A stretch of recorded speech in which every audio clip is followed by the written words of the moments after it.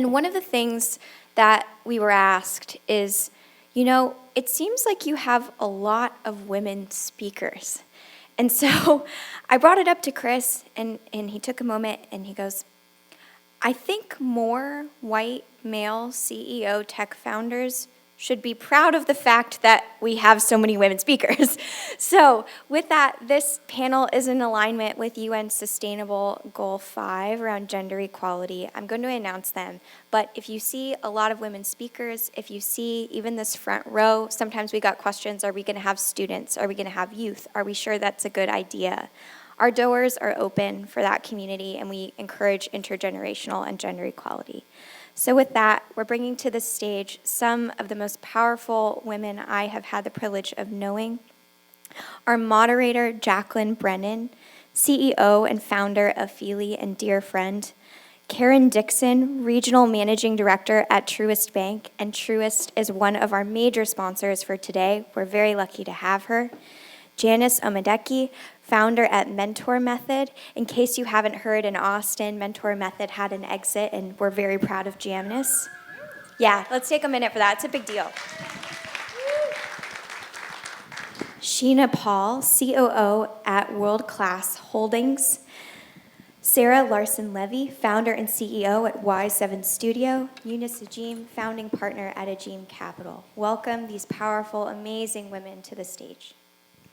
Thank you so much, Chelsea. Really excited to be here at World Logic Day.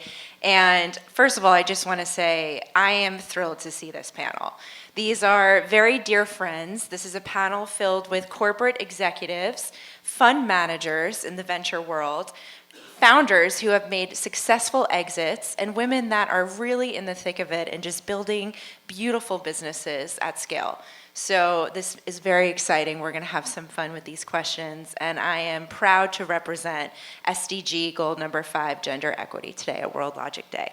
So we don't have so much time as I would like, so we're going to kind of power through this and then see if we have the chance to open it up to all of you if you have questions. So my first question is for Sheena.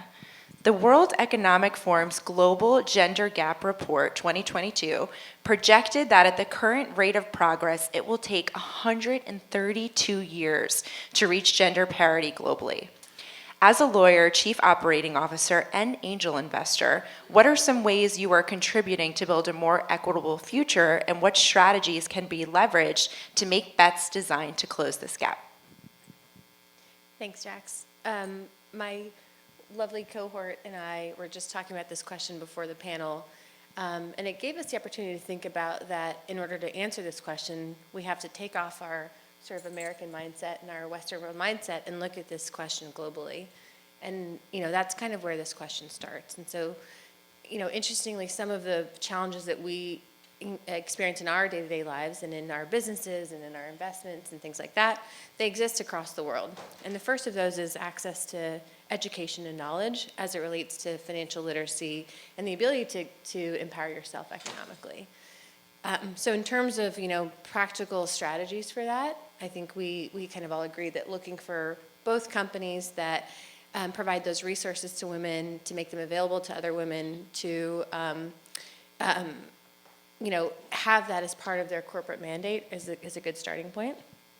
The second, kind of on a personal level, is making sure that in our day-to-day conversations in our companies, within our friendships, within our communities, that we're providing access and opportunity to knowledge and education about financial literacy. So knowledge is power, and that's kind of where things start. And what corporate companies do you think are doing a really great job of that? I think where I'm seeing it the most, obviously companies with a lot of resources have more broad global mandates, but quite honestly, women-led companies, I think, are a good focus. And, obviously it starts from the top. Thank you so much, Sheena. Thank you. So Sarah, as a successful business owner and the founder of Y7, what advice do you have for women when they set their sights on a great career? And what are the key trends and challenges? How do you expect the workplace to change over the next 5 years to encourage more women? This is actually a great and timely question for me. I just had my second child like 9 weeks. So This is her 8 weeks ago. her first event back from maternity leave, so that deserves a round of applause too. Thank you. Sorry if I forget some words and I don't sound as polished as I normally do. But we were also talking about this, together backstage a little bit. It's really daunting because not only do we have the same career goals as a lot of our male counterparts, we also have all these other obstacles we have to overcome. There is the housework that we naturally take on. It's the knowledge that we do want to start a family, that as we get older, it might not be as easy. So are we freezing eggs? Are we on a little bit more of a timeline? Do I have to meet a partner I'm really excited about? What does it look like if I take maternity leave? What companies have these leave plans? Like, there's a lot of hurdles that we have to overcome when we're just starting in our careers, right? Because that's the beginning of it. And there's not a lot of knowledge and education about how to overcome these things, how to navigate those conversations as we start our careers. And we're kind of, as we hit, early mid-30s, we're like, oh, I guess I should have thought about how I was going to do that with all these other things I want to accomplish. And, as touching on what Sheena said, it's really this access to kind of education and knowledge and what we can do to support households. Something I'm personally struggling right now with is childcare.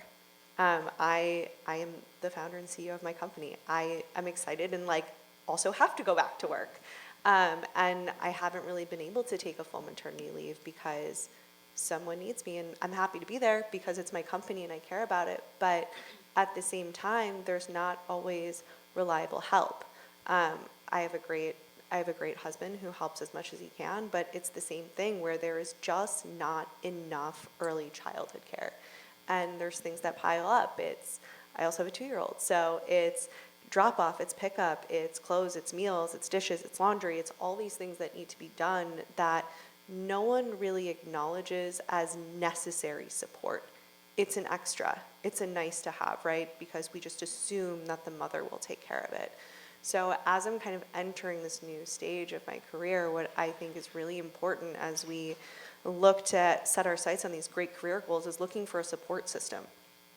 And looking at how there's a gap in that, it's something that I feel really strongly there's a huge gap in that early childhood care, like protecting the mother and her mental and physical ability and understanding that we have career goals. And if we, a lot of times our salaries cover our child care expense and it's expensive and we do it so we can further our career. And, if we have to take those 5 years off between when kindergarten starts, we're stalled, we're left behind. And it gets harder and harder to re-enter the job market when it comes with that. So, my hope for, women, starting their careers and having these really big dreams and goals is to not feel deterred by that. Everything I just said probably sounds really daunting. Why would I want to do that? That sounds awful. I want to lay down. Well, not to mention you raising your seed 8 months pregnant, and let's talk about the major accomplishment that you just hit in your career. Yeah, we started to raise last year, and I decided to actually take a pause. We were raising for digital and physical expansion, and if we wanted to do both parallel at the same time, we needed to raise a round. If we wanted to pick one over the other, we didn't need to. I was not stoked about who, we were having conversations with and what their reaction was to, putting money back into a brick and mortar fitness company that got hit very hard by the pandemic. So I paused our raise, and we went on to spend all of 2022 working to secure a digital music partnership. So in December, we announced our partnership with Universal Music Group. We are the first yoga forward company to have synced licensed music with one of the big 3 music brands. They became a small equity partner, so we now have Peloton, Equinox style music on our digital platform, which is something that, anyone's familiar with digital fitness, you usually kind of just get a radio station and whatever comes on, you're like, this doesn't really match with my dance beat, but okay. But yeah, we're really, really excited about it. It's something that, took us a year to figure out, but I think will be really important in the long run as we look how people's routines and lives have changed of how they're engaging, with fitness. Awesome. Thanks so much, Sarah. So Janice, I'm just so amazed by you and what you've built, what you've done, and what you're continuing to do today as an exited founder. And I came across a statistic throughout some of my research that 48% of women in the US do not succeed because they don't have access to a mentor. And that stat just hurt my heart. I'm like, there's no way that is still happening right now.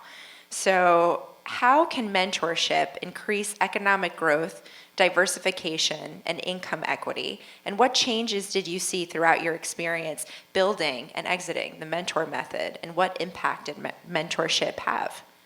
Absolutely. So before I answer, I want to make sure we're all on the same page in terms of the way in which we're defining mentorship. We had a great conversation in the green room about how oftentimes we think of mentorship as a pat on the back, shaking their hand, some sort of Pinterest level inspirational quote, and then we send the women on their way. That is not actually mentorship. That is patriarchal and not helpful. So when I'm discussing mentorship and when we're all discussing it, our definition is going to be coaching, helping women get ready for the brutal arena that is entrepreneurship. It is beautiful. We all love it. We're all veterans in this space, but that does require a certain level of entrepreneurial acumen, understanding certain languages and terminologies in order to be successful.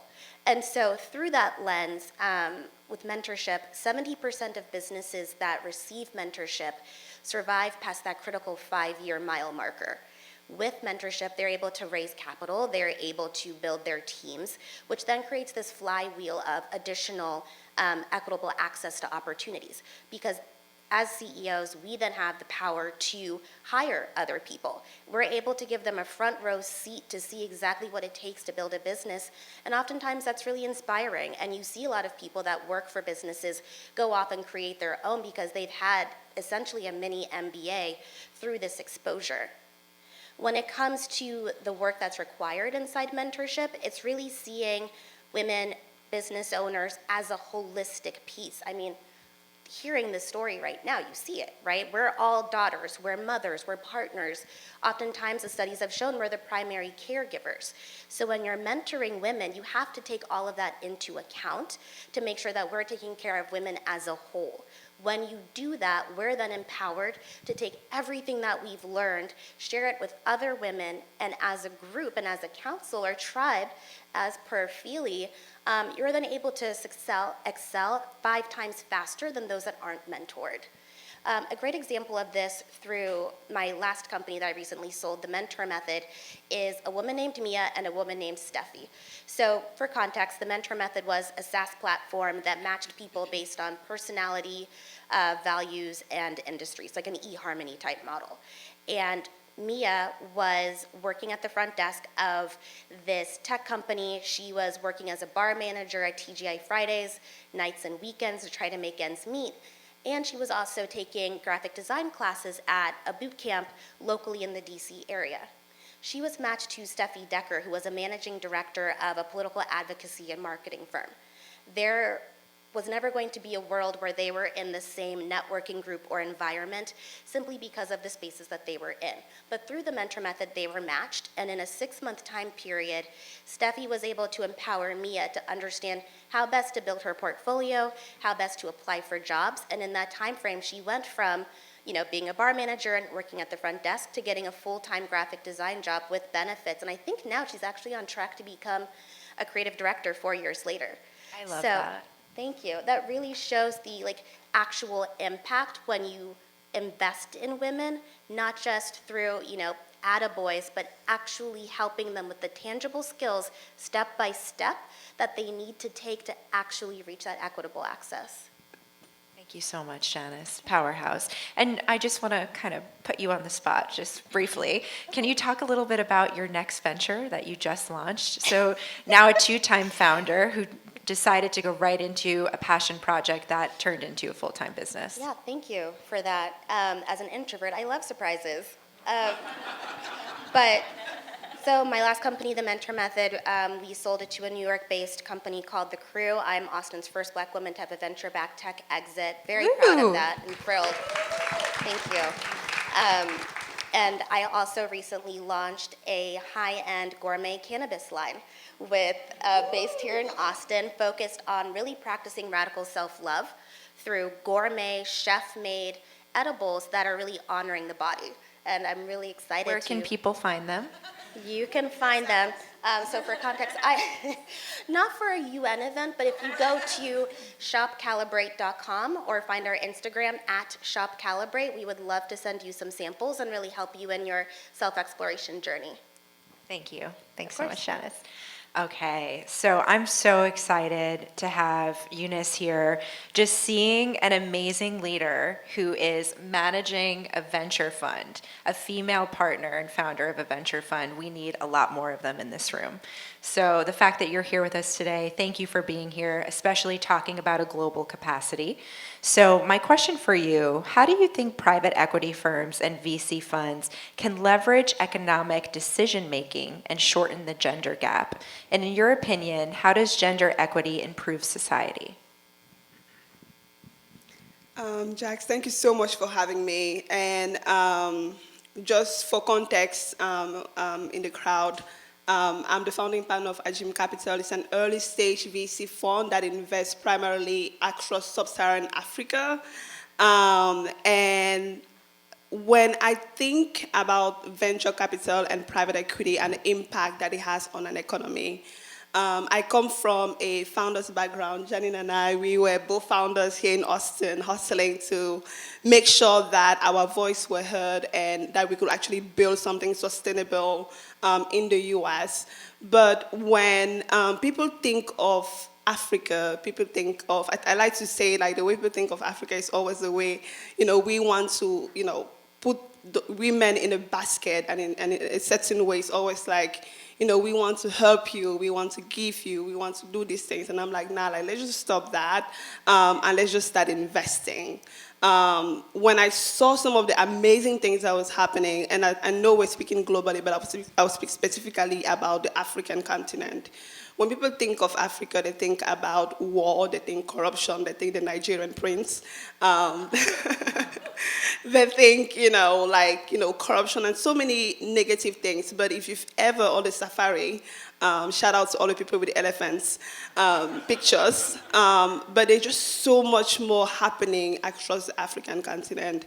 The US has been fortunate to be developed, by the Industrial Revolution and then digitalization. And we've seen that impact in China and in Europe, very recently in India and in LATAM.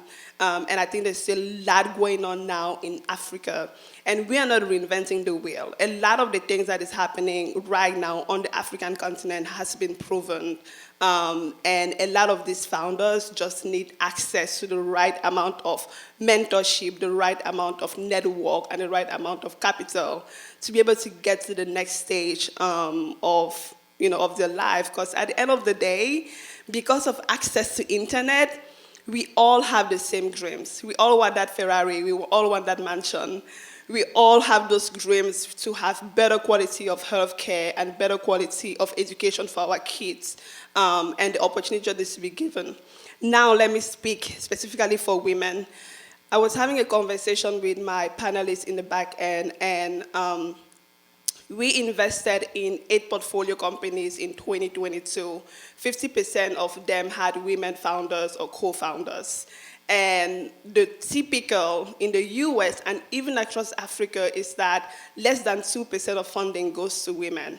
And sometimes people say, well, I don't see women founders, that's why I don't invest in them. And we made sure that we looked at our sourcing deal flow. In our sourcing deal flow, we reviewed a little bit over 2,100 startup companies over the course of last year. About 48% were either full women founders or women co-founders. And we invested in 50% women founders. So I had to use the statistics to tell people that women are out there. Women are looking for funding. Women are also building amazing companies. So there's no reason why we need to be getting just 2% of the funding going into, VC money. And I think we need to stop complaining that women are not out there because they really are. And also for women, like, keep pushing through. If you can find the right mentors, go for it. But at the end of the day, if you can't find a seat at the table, just create yours. And that's what I did for myself. As a founder, it was very difficult to raise money for my first tech company. I pushed through. We eventually closed about $4 million in 2 years as a startup founder. When I saw the way VC money was going and how there were not a lot of black women out there raising VC money, I said, I will go out and I'll raise money. And people said, nah, Eunice, you're black, you're a woman, you have a very strong African accent, plus you're trying to invest in Africa. Who is going to listen to you? And I said, watch me. And I did just that. So sometimes we have to take the lead and actually go out there and break the boundaries for ourselves. Thank you so much. Powerhouse. Powerhouse. Okay, my next question for the wonderful Karen Dixon. As a seasoned expert in the wealth management and banking industry for individuals and families, what has shocked you the most as it relates to women accumulating wealth? What are some trusted resources for women to learn from and take control of their finances? Yeah, thank you, Jax. It amazes me when I thought about this question. Women, by and large, are better savers than oftentimes our male counterparts. We make a dollar go farther often because a lot of times we've had to. And with all the responsibilities that we have at home and with our companies, focus on finances is a high priority to most women.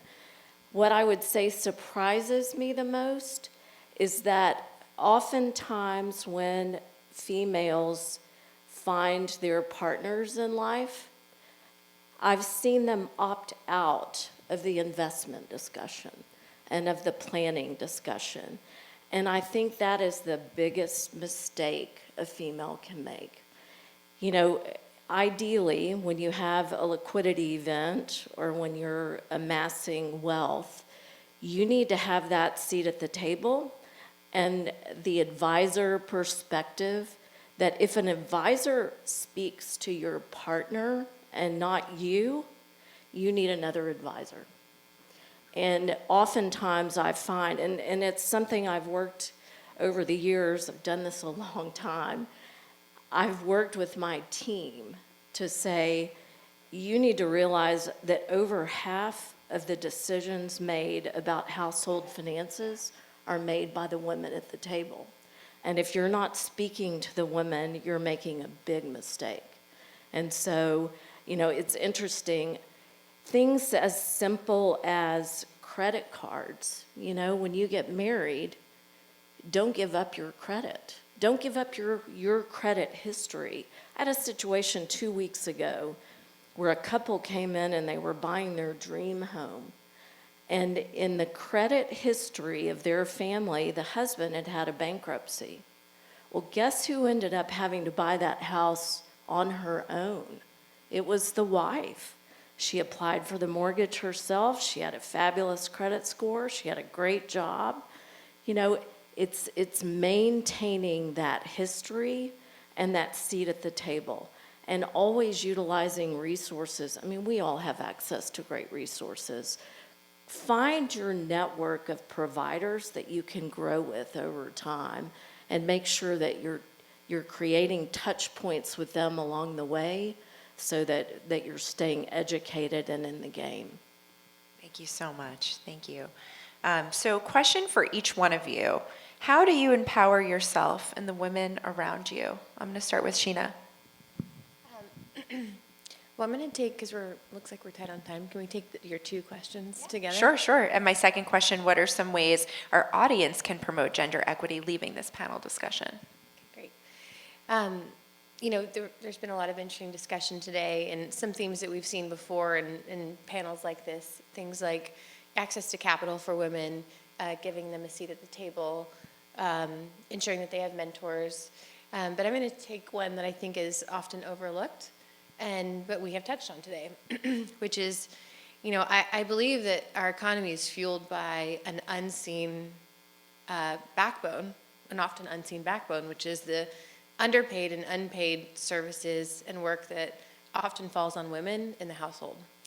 And whether that's a household with resources or one without resources, the burden is still there. So in the case that Sarah was talking about, even where she's a CEO of a company with over 200 employees, has an amazing partner, she still has to calculate in her, in her budget and in her finances, how are we going to care for these kids? And so, it's starting with an acknowledgement that that's just a reality. And I think that reality also starts with the fact that gender parity doesn't mean same. So it's okay for, men and women are different. Our resources are different. Our bodies are different. What we can do is inherently different. So it doesn't have to be, parity doesn't mean same. And so something that I'm taking away from today in the conversations that we had, and I'll challenge the audience to do, is to think about those circumstances where that unseen backbone is lifting up, whether it's men or women or whoever, and what can be done to help a disenfranchised group who is benefiting from that unseen backbone, whether that's, ensuring that the company that you run has more resources for the person bearing the primary child care or housework, or if it's supporting companies that are offering that to women and to others outside of the workplace. Thank you, Sheena. Sarah? There's, I think there's a lot of transparency coming out within the funding world about how, there's this stat, and Eunice shared it as well, which is that only 2% of capital goes to women founders. And while it's interesting to know, and certainly I find shocking, what that does to me is scare female founders a little bit more. Because now all of a sudden we're like, I have to compete for that 2%. And it's this idea that, getting, like Sheena mentioned, getting a seat at the table. Why is there just a seat? Why can't I just be at the table with everybody else? And, we hear this a lot about like women supporting women and all that, but it's hard for us to do when we're told we only get this small piece. And the narrative has been to naturally pit each other against one another. And that's something that's been generational.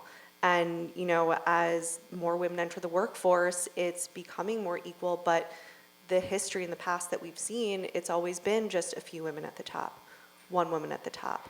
And we're led to believe we have to compete for that one spot. And I have truly found like the best success in getting support and also being successful myself is really like supporting each other. And it sounds like really cliche and really soft and all these things, but we don't, if we stop competing for that 2% and looking at each other as competition, the world opens up. If we start looking at, just everybody is a little bit more equal and like we're not each other's competition, we can actually support each other. And, I can call my, other founder friend who's a mom and be like, hey, can you pick my kids up? Because she gets it. It's not a favor. It's a necessity that needs to happen. Thank you. Thank you, Janice. It would be extremely helpful if we as a group could normalize prioritizing our mental health and well-being, especially as women, as we've discussed and as we've all shown, there are multiple parts on top of building our businesses. So that can come in ways of holding space. Exactly, if you need to take care of your kids, don't hold it against the woman founder or your employees for needing to take that time in order to prioritize their families. It also can translate into investing in obviously woman-owned businesses, but businesses that support the holistic healing and well-being of women, whether that is childcare businesses or transportation or ones that are helping with understanding financial literacy specifically for women. It all plays a part in how we increase the percentage of women that get access to capital. There was a recent study that came out that said Black founders only received 1% of all funding in venture capital last year. So we still have a lot of work to do in that space in addition to the 2%. And the more that we can pour into those resources to allow women to show up as their whole selves and embrace that versus trying to make it a less than or something that women are meant to apologize for, I think we'll see that needle move much faster. Thank you, Janice. Eunice? I think I have a very similar comment to the two of you. I think I'm so fed up with the 2%, and I'm like, it's out there, the 2 or the 1%. And I think we also need to change our mindset. For me particularly, I'm always like, if I can't find somebody that is up there that is doing what I'm doing, I'll take the example of that white guy and I'll look like what exactly did he do and how can I bring my own je ne sais quoi to it and get to that stage. Because I'm pretty sure if they can do it, then I can. And we are always putting in the mindset of like, yeah, like us as women, we have all these different limitations. And at the end of the day, your limitation is only based off what you tell yourself. You can accomplish anything. And this is like one of those pep talk motivational things that Janine is like, no, shut up, Eunice. But sometimes you have to, like, you just have to tell yourself that, like, I'm going to do this and nobody's going to stop me. And when you put that mindset and you actually go out and you do it, right? And you find the resources, you find the mentors, you find the knowledge. And it's kind of like the thing where I like to say, if you're trying to buy a Tesla, for example, now you start seeing Teslas everywhere, right? That's the same thing when you're pursuing your dreams. It's like if you really put in your mind that you're going to raise $5 million, don't set your limitations to like 1 million because the world is telling you that you can only raise 1 million because you're a black woman or a woman. You're going to go out there and you're going to raise 5 million. But yeah, that's my thing. And when I decided I wanted to raise my fund, everybody said, nah, maybe raise a smaller amount because, you have all this limitation against you. And I said, nah, you're not me. You don't know me. You don't, you know what I mean? Like, you don't live with me 24 hours, 7, so you don't know what I'm capable of. I'm going to go out there and I'm going to do it. And I did it. Thank you. And Karen? Yeah, I would just close by saying, I think as women leaders, we have to agree as a group to meet our fellow women where they are in their life. There are so many things that pull on us, and we've heard from the fellow panelists about that, but I've long been a fan and a believer in flexibility. And if we can give our women flexibility, they get their job done. It may be at 10 o'clock at night, it may be at 5 in the morning, but we can't be critical about putting parameters around our women to get their work done on on a certain schedule. We have to allow them the flexibility and the infrastructure in place to do that. So, Thank you so much, Karen. And I really also think it's about finding your tribe, finding the people that are going to support you and lift you up as you're building, and all of you have been that for our community. So thank you. Thank you, everyone. I'm sorry we don't have time for questions, but hopefully you'll get to chat with everybody throughout the day. Thanks so much.